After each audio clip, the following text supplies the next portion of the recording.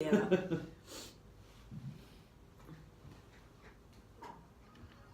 It's 7:57 on a Friday morning, and you know what that means. It's time for Fridays with the Fuzz as we bring in our police chief, Anna Lalley, and we're ready for a good conversation for the next 30 minutes about what's happening with the Elgin Police Department and Elgin crime and things of that nature. How are you, Anna? Good, how are you? Oh, great. Ready for the rainy weekend? Is it supposed to rain all weekend? Pretty much, yeah. Well, I guess, would you rather have snow or rain? Snow. Really? I think so. No, Christy's shaking her head. Jeff, snow or rain? Rain, no Yeah, snow. I think rain. Rain?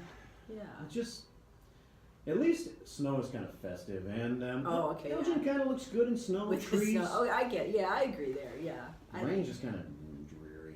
Alright, well, when it's a blizzard in Yeah. January, I'll be like, hey, Mark, remember that day when Plus, I you guess the were good thing about rain is that now that the snow is like it's sitting here for a few days, it's all nasty anyway. Maybe It's the so rain will melt help the melt snow. it. Yeah, exactly. Well, Fridays with the Fuzz today, and how are you? So you said you're okay, right? I'm good, yes, What's, I'm good. What's new? Well, there's a lot. Is there? Yeah, so first, can we introduce who's here Yes. with me? So, Jeff, if you want to introduce yourself, who are you? What do you do? How long have you been here? Not like, what do you do? Like, what do you do? I do police work. Yeah. It's Officer Jeff Wiltberger. I've been with the Elgin Police Department for 18 and a half years. I am assigned to day shift patrol, and I am a senior patrol officer, supervisor for the evidence response team. Yeah, so I brought Jeff on today to talk a little bit about everything evidence. So just kind of, what we do with evidence, kind of just to have some, I know there's a lot of misconceptions about how police officers go on crime scenes, get evidence, and all of a sudden we solve a crime. So just kind of talking about that, some of the classes, the training. So, so I asked him to come in and we can talk about that. Okay, we'll get to that here in just a couple minutes. Kind of another quiet week of in the crime area, right? Yes. I saw the story about the what was it? The attack on the 20th of November, I guess, in an apartment complex, right? Yeah, so I don't know if it was an apartment complex. It was in a residence, Okay. and it's on our Facebook. A person was arrested for a sexual assault, and those incidents too. An arrest was made that day after the incident was reported to us. Our detectives and our officers worked diligently. An arrest was made. A suspect was brought in, and cases like that, which is something that. They're sensitive. A lot of times you have to kind of balance the victim, as in a lot of cases. The victim, the goal of the Elgin Police Department is not to re-victimize people. And so we have to be very mindful about the information that we do release to the public. And on the same token, the public does have a right to know, especially in a case like that. But you also have to balance it. So I know the information in those cases, it's usually not as thorough. There's not a lot. Like, it'll just kind of say the basics of what's going on. A lot of times it's because it's very sensitive. You'll often see that too in cases where the children are victims. You have to just be mindful of, there's a process and there's things that people are going through, and you don't want to be the entity that re-victimizes someone. So, great work by our detectives and our officers, and so that happened. Other than that, it was a pretty quiet week as far as any major incidents. Just generalizing arrests a little bit and then putting information out about them. You have to make it as factual and basic as possible, because a lot of times when somebody reads a story about an arrest, it automatically brings to their mind, for whatever reason, that person's guilty. And you have to remember that in a lot of arrests, just because someone has been arrested, they still have their day in court coming up, and so anything that's put that's slanted in any kind of way could slant people's opinions a certain way, and so it just needs to be factual in general, and then you decide later whether the individual's guilty or not. Yeah, so that's a great point that you make, that there is a process, that people have the right to due process, that also you don't want to taint any potential jurors that if it does go to trial. And also, the arrest, you'll see all the time, it will say at the bottom of it, the arrest is not something of guilt. I think we have our line that we'll put on there, that just because someone's arrested doesn't mean that they're guilty. So, But yeah, and you also have to make sure that people have the information, but you also don't want to cause panic, and you also don't want to have someone who's been through something extremely traumatic and then have to kind of relive through people's comments or opinions. And so it's a balancing act. I mean, we've talked about it a lot of times on here, doing anything with, 15 years ago when Facebook isn't around, Yeah. Twitter isn't around, you had a couple local newspapers. Information exchange now is just so fluid, and it's quick, and you have to make sure it's accurate, it's factual, and that you're also being mindful of everyone involved in the incident, including the person who's arrested, because they do have the right to a fair trial. They do have the right to due process. So, yeah, it's a balancing act. And just for those who may not know what story we're talking about, I'll just read the first couple of lines from the Daily Herald story. A sex offender charged with attacking an Elgin woman November 20th knocked on her apartment door, claimed her husband was having an affair with his wife, and then pushed his way inside and sexually assaulted her while her 4-year-old was at home, according to the police affidavit used to secure a search warrant. So Yes. that's basically the Yes. first part of the story there. I know, and I just had a caller, but the caller dropped off. I don't know, we haven't... Must have been for Jeff. Could have been. Perhaps, yeah. If anybody ever wants to call during Fridays with the Fuzz, we're okay with that, right? Absolutely. Yeah, Yes. so, if you want to call back, sometimes we have a stray call and it's a shopper and they don't know that we're doing this. Can't help with any shopping. Yeah, but if you want to call and you have any questions for Police Chief Anna Lalley or her guests and relating to any crime story or anything else that you have on your mind, please give us a call during the segment. 847-931-1410 is the number to call. That's 847-931-1410. And the other story, I guess, that I saw this week was what Yes. took place at the City Council meeting on Wednesday night. Again, just reading the story that I have available to me, it says that after a rumor started circulating that an Elgin police officer, Lieutenant Jensen, who fatally shot a woman, was going to come back to work, some residents and relatives of the victim voiced their opposition Wednesday night at the City Council meeting. So, and things got kind of ugly, and I think someone was even escorted out of the... Not by the police. Okay. Yeah, so I was there. I Yeah. was there, and I'll talk a little bit about this too, because Yeah. I want people to have the right information. The story is accurate. I mean, what is in the newspaper, and I think what happened is, how it got to the point of people going to the city council. I'm not sure, but there was just based on people's comments. I think some people thought that Lieutenant Jensen, and for clarification, Lieutenant Jensen is not back at work. His status has not changed. He's still on paid administrative leave, pending the criminal case, which is still in the hands of the Cook County State's Attorney's Office. And the time frame, I don't have a time frame of when that will, when we'll be notified. It could be a week, it could be months, it could be days. I don't know. And so, because we're not in charge of the investigation, so I think that there may have been some there's been a lot of communication and a lot of conversations, whether it's at community groups or just talking in general. We held a public meeting in July when at the time Deputy Chief Wolf was still here. Yeah. And we talked about it at this public forum, and kind of about the process and how it works, and Bless you. yes, how the process works.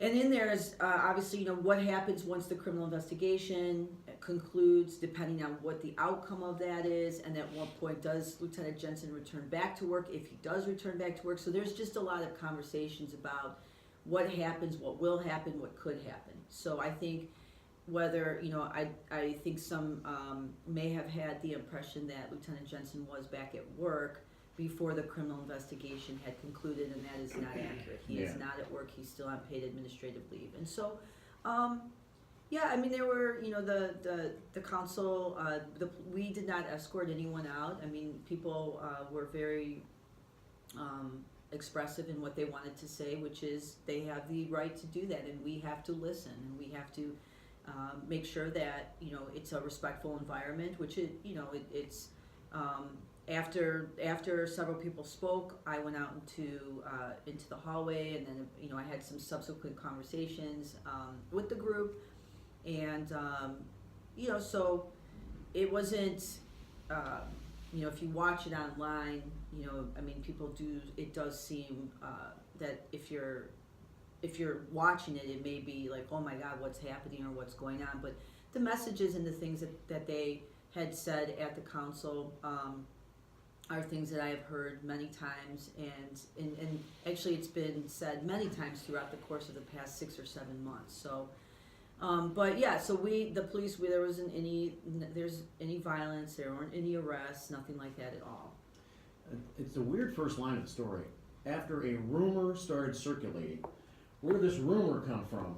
I mean, I don't, if you just let's not even, like, if you just take police work out of it, right? Just take out police work, take out anything. Imagine your day and how many things people say to you that it could be considered rumors, right? I mean, how many things, I hear so much stuff every day, not even police stuff. Completely not even anything to do with police work. And so where things start or how they start, I'm not sure. My goal is to make sure that the public has the right information, the accurate information. I'm always available to talk, questions, of course, and I want to make sure people have the right information. So I'm not, I don't know. I think there were several conversations that possibly could have led to some believing that maybe he was back. I'm not sure. This happened even when the incident first happened, that someone saw Lieutenant Jensen walking into the building, and he wasn't at work. So yeah. So yeah, we just, it's a constant evolution of conversations and making sure that people are aware, and if they have questions, I'm more than happy to answer as best as I can. And once the investigation concludes, I'll be able to provide more information. But I think it's hard it may be hard to wait, and I understand that. Yeah, and I get people are that. getting impatient. And I understand. And if the Cook County State's Attorney comes back with their conclusion in a week, if it's 2 months or 3 months from now, at that point I'll be able to give more information, and hopefully people are patient with us. I guess part of the city council meeting purpose is to give the public a chance to come in Sure. and voice their opinion and speak. Or Absolutely. And I guess everybody has the right to say what they want to say. Everybody does, yes. The line that even bothered me, I don't work for the police department, but it bothered me that I saw here, says that Elgin has a gang problem dressed in blue. That's just, is that not offensive to you a little bit? That would offend me, I think. I think part of being a professional police department is you have to understand that people they have the right to be upset with the police department, and they have the right to be upset with the incident, right? And so my part of my job, and part of, really, I'm available and open to hear anything. And I don't want to make it a personal thing or I understand that people are very emotional about things. And so I understand and I respect that. And questions like, comments like that or statements like that have been said in meetings similar to that, but nothing, but it's you have to hear what people are saying, and you have to listen, and you can't exaggerate a problem because all of a sudden you're saying, well, we're not, and we're this, and we're that, and it just turns into, people are upset, they're emotional, it's understandable, and so you just have to sit and listen, and hopefully there's a time where we can sit down and communicate and talk to each other. So. And have some thick skin sometimes, I guess. Yeah, right? and it's one of those things where it's just, I don't, like you said, people have the right to go to the city council meeting, and they have the right to be heard, and they have the right for their voices to be heard, and I understand that. And my job as the police chief is to listen and to hear what people are saying. And sometimes it's good, those are great days when people are calling and saying, this officer did great. I love those days. It's like the best part of my day when I get a citizen who calls and compliments an officer, and it makes me smile, and I'm like, well, yeah, because that's what we do here. We are professionals. And then there's some days where I do have to hear some unfavorable or not pleasant things, but I understand where people are coming from, and I have to be respectful of that. So It's 8:12. It's Fridays with the Fuzz. I know we have a guest here that we want to talk to in a minute, but I do have one phone call here. Do you want to take a quick phone call? Sure. You might probably have to have Okay. headphones on to be able to hear All right. the caller at 847-931-1410. So let's take a phone call real quick for our police chief. Good morning. Welcome to WRMN.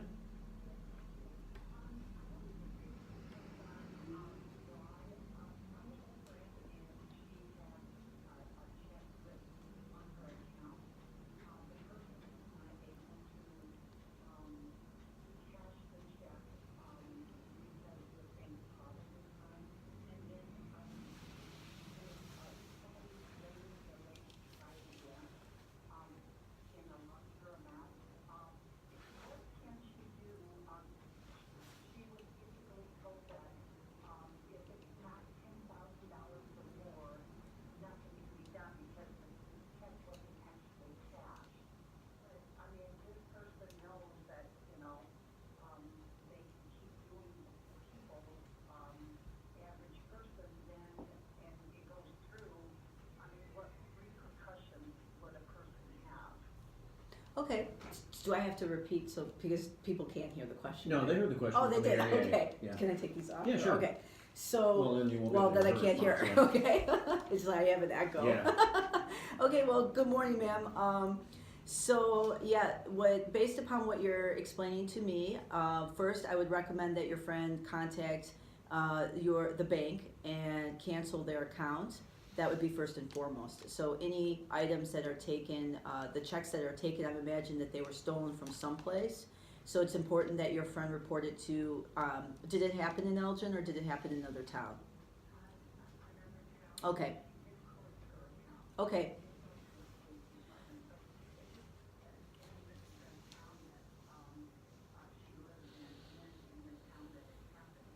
Okay.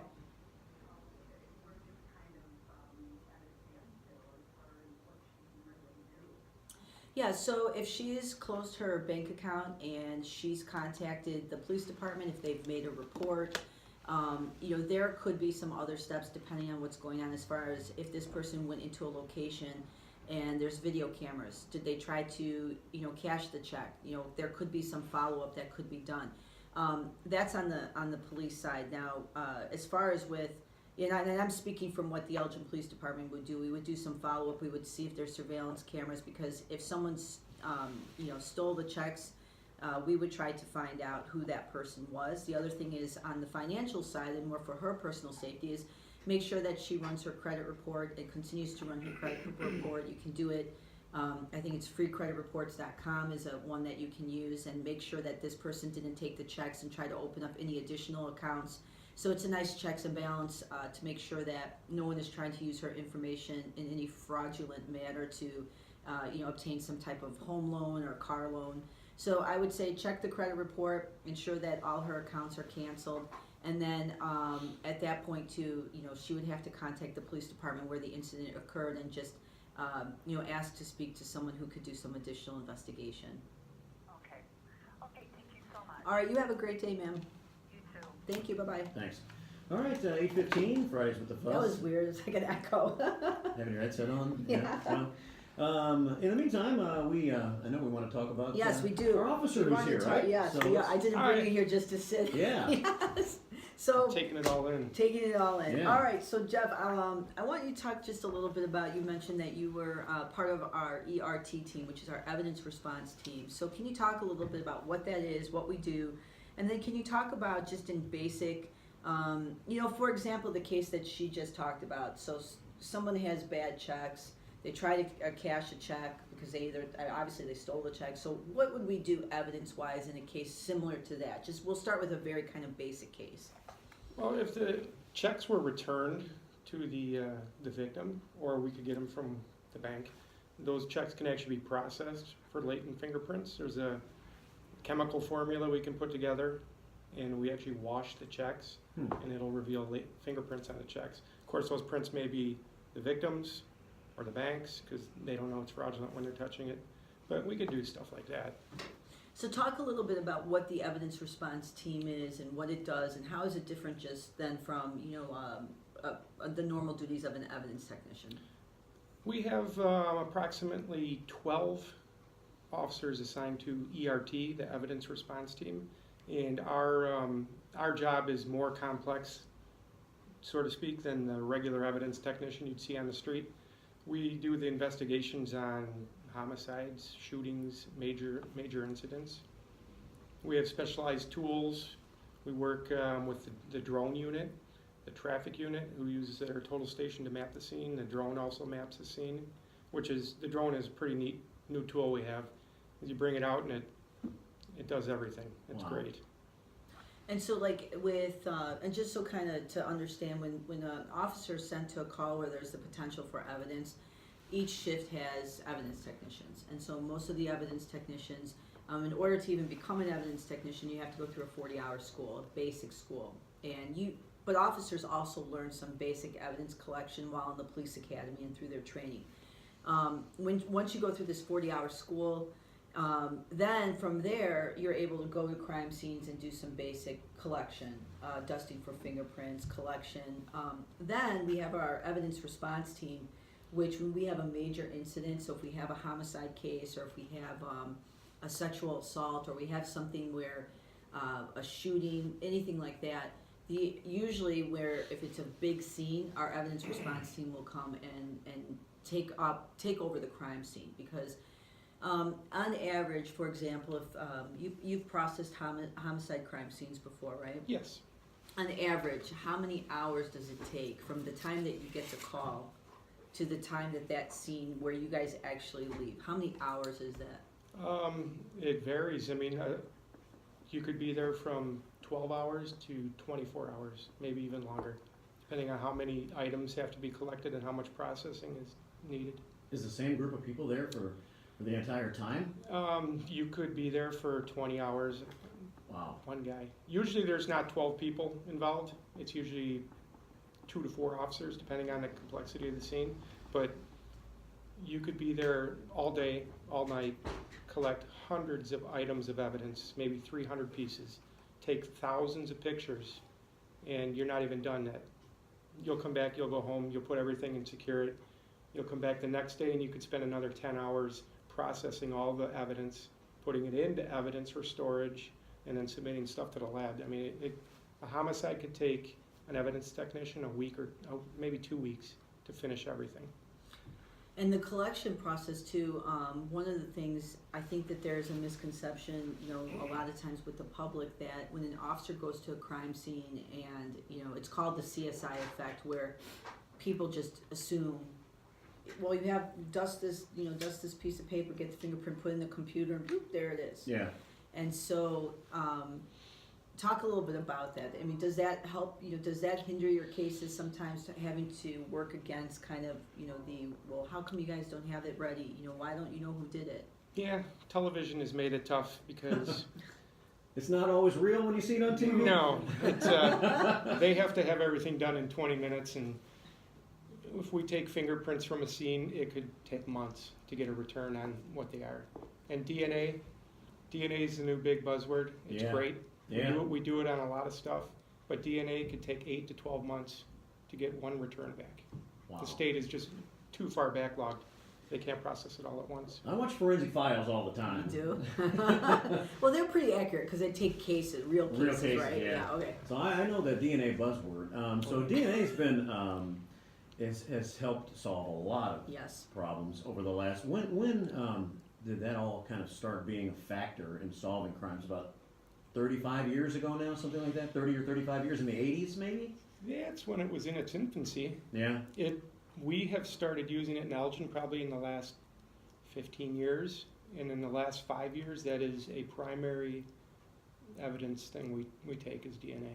I think the DNA too, and kind of that word, and people kind of understanding what that means. If I remember correctly, is when the O.J. Simpson trial, when they introduced trying to explain what DNA was. Yeah. And I remember reading some about the case and how it was just so technical, and it was very hard for people to grasp what are the long name of what DNA is, and people couldn't really understand it. And I think, but over the years, as the Forensic Files, the First 48, all these shows that introduces the public to what it is in very simplified terms, so that a person can understand without the scientific background. DNA has obviously helped a lot of people who have been, they're exonerated too from, if they've committed a crime, Yeah. Or accused of committing a crime. So, and the thing too is with our evidence technicians, the ERT started, I want to say, 7 or 8 years ago? Probably around there. Because I think I was a sergeant at the time, and I remember being assigned to the evidence response team, and I was an evidence technician when I was a police officer, and when I'm still a police officer, when I did actual police work, I should say it that way. And I think one of the best things about being an evidence technician, it's a lot of work because you have to carry all this equipment, you're 20, 30 hours on the scene. You have to go to school and learn all this stuff and retain it, but I think the interesting thing about it is, and would you, let me know what you think about this. Do you think being an evidence technician has really opened and broadened your horizon to understanding crime scenes and really taking a thorough look and taking the time to look and not making assumptions about what happened on the scene? Oh yeah, it's opened it up a lot. You can't just walk in and make any assumptions, because it could be anything, and you could think of one thing, and it's something completely different. And I think it's taking the time, as a detective and then as a supervisor, being an evidence technician and understanding the process of, what type of evidence to collect, what kind of evidence can you gather, how does that help your case? It really does, I think, help people become better investigators. And going in, we had a detective, his name was Detective Brian Gorkowski. He retired 2 years ago, I think. Probably 2 years. Great detective, awesome work, and he would teach some of our new recruits about crime scenes and about investigating, but he would always say, don't lock in and don't lock out. I mean, and I think that's key when you're an evidence technician and you're going into a crime scene. You can't lock in just because you see blood on a certain wall and assume that this is what happened, so and I think that's a good principle to keep throughout an investigation. You can't lock into things because you become hyper-focused on just what you think happened, and you'll never see this thing coming from the side of there's where the truth is. So, so how long, what would you say, what's the most interesting thing that you've learned from being an evidence technician? I don't know. There's You gotta learn something. you can't get away with a crime. I've learned that. There you go. With Yeah. DNA, fingerprints. Video that- cameras. You can Video run, but cameras. you can't hide. Yeah. There There's, you go. That's his tagline. The reason we take hundreds of items is we don't know. When we're on a scene, if there's cigarette butts or a paper plate or a pop can, Yeah. we don't know if it's involved, so we take it. And a lot of times that pop can that we thought that has nothing to do with this, that's the DNA on that, Yeah. the lip of the can, puts the suspect on the scene, and it was just a random. I've had one where I took a pin drop of blood in a burglary, and it came back with a hit for a burglary. Wow. On a wall, it was just one Wow. pin-sized head of blood, and that's what closed the case. So I guess, like when you filled out your evidence response team application, to get Was the there an job. application or was No, like, there you're was, it? I believe Chief Lalley was in charge, and she told me, You're it. you're it. I was gonna say, the first question is, are you a patient man? And then the second question is, do you consider yourself to be meticulous? Yes. Because That's a good question. those have to be two of the most words that best describe, I guess, what you have to do, especially if you're on the scene for 20 hours at a time. I mean, you can't have attention to deficit disorder either. No. You have to be able to focus and pay attention for long periods of time, right? And Correct. and be completely reasonable. Like at home, if you're maybe your wife, your spouse might be like, can't you ever be unreasonable and just make a determination on something? Do you have to think things completely through every time we argue about something here?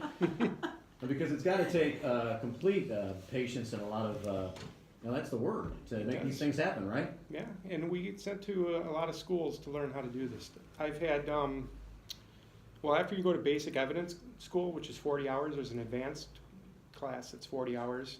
And then several of our officers, including myself, have been to Northwestern University, which has crime scene 1, 2, and 3, which is 120 hours of schooling, which we're sending more officers to next year. And it's a lot of classes.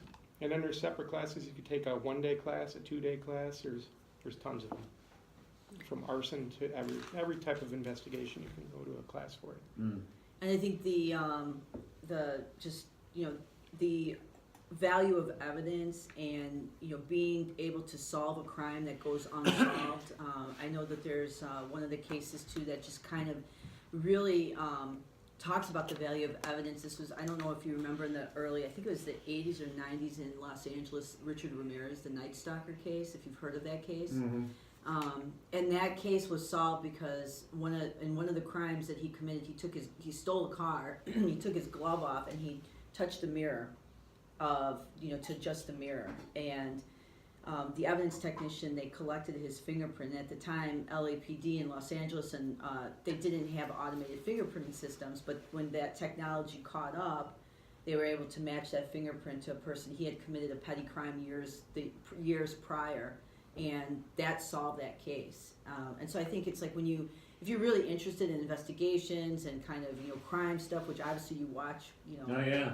I mean, it's interesting when you hear about kind of like the background of cases and how people are caught, and it took that one person who was thorough, patient, to say, you know what, I'm going to look at this crime scene, I'm going to take my time, and I'm going to hopefully collect something here that solves the case. To just sit there and watch on some of those Forensic Files episodes and somebody's trying to get a DNA sample from somebody and they're just like hanging out, watching them smoke cigarettes on their break and waiting for them to throw the cigarette butt down on the ground so they can collect it when the person goes back inside and goes back to work. Yeah. I mean, have you had to do things like that? I have not. Yeah. I'm sure some of our investigators have done it. Wow. Patience. Yeah, and it also makes me think when I see those things and how DNA has solved so many Yes. problems and crimes. How it almost astounds me how many people that maybe committed crimes back in the 50s, 60s, and 70s have gotten away with it, right? I mean, we can close things a lot easier now or a lot better than ever. Like back in the old days, it was a lot easier to probably get away with something, right? Yeah, I mean, and that's the thing, when you go into a crime scene, you take something with you and you leave something, right? It's I think it's called Lockhardt's exchange theory. Does that sound right? You go in somewhere, you leave something, you take something, right? So as I'm sitting here, there's probably a piece of my hair that's, falling on the table, and I'm probably taking something with me. So don't lock in, don't lock out. What's your catchphrase? What were you going to say? You said it. You can run, but You you can can't run, but hide. you can't hide. hide. Right, and Yeah. you always take something and leave something. But I only know we only have a couple minutes here, and I want to run through just a couple things. But thank you, Jeff, for being here, talking about evidence. My pleasure. So real quick, tomorrow is our winter open house at the Elgin Police Department. It starts at 2 o'clock and it goes to 4 o'clock. At 4 o'clock, one of the big hits is our K-9 demo. So we will be having Officer Brown and K-9 Bauer at 4 o'clock. But the event starts at 2 o'clock. We will be having our SWAT team, 911 communications, technical investigations, our explorers. You guys will be there. The I will response be there team, tomorrow. Animal control. We are going to be doing tours at 2:30, 3 o'clock, and 3:30. We're going to be having hot chocolate, coffee. I think we're going to have some cookies. We also give rides in our BAT, our armored vehicle. So I know that the BAT is getting decorated. I think early in the morning tomorrow, because when I left the house, there was a like a Christmas decoration of a deer. So I think the deer is going to be in front of the bat, Okay. like pulling the bat kind of thing. So I bet kids love riding they that. do. Huh? Last year it was a huge hit, and Yeah. even though it sounds like it's going to rain, there's going to be a lot of events. So please come on down, see what the police department does, see what your police department, meet your officers. I will be there, stopping by, talking to people. So, and I want to thank Christy Schmidt and Sherry and CP AAA and everyone in Christy that puts this together, because they do an awesome job. So that's kind of our big thing. And then next week we do have a Cocoa with the Cop on December 4th at the McDonald's on North McLean at 2:30. We also have a Teen Life event at the library on December 4th. We'll be decorating ornaments with some teenagers. And then next Saturday too, which I'll talk a little bit about it on Friday, but our EPD Elves, our third year of EPD Elves, where we go shopping with some kids, that would be next Saturday too. So that's it. And I think I have time for one question Sure. for you, Jeff. Yes, sir. This Yes, is ma'am. this is the Answers with Anna. Okay. Answers with Anna. ring the bell. Hang on, I gotta turn on my bell. Yeah. volume. Dang, I didn't study for this test. All right, so let's see. Do you want a food question, a movie question, or do you want just a random one? He gets his choice, huh? Yeah. Ooh, I think let's I'm do gonna a start. movie question. Oh, movie. Okay. Seen a couple. Oh, then this is easy. What movie can you watch over and over without getting tired or bored of it? Christmas Vacation. There you Chevy Chase. Mark, what's your answer to that? Airplane. Airplane? Christy? Officer and a gentleman. Oh, that's right. She did say that. Officer and gentleman. All right. All right. Well, thank you. Thank you again to WRMN and you, Mark, for always having us. And hope we see you on Saturday down at the station. If you can Always- stop by. We're going to be broadcasting live from DuPage Court tomorrow. Oh, awesome. So, Okay. yeah, so I'm sure I can get over there during your time frame, 2 to 4. I'd love that, though. One of these Yeah. days, I got to ride in the Batmobile. The bat will maybe stop by, Okay, wave at you. that'd be cool. Yes. All right. Have a good day. All right, you guys too. All right, there it is, Fridays with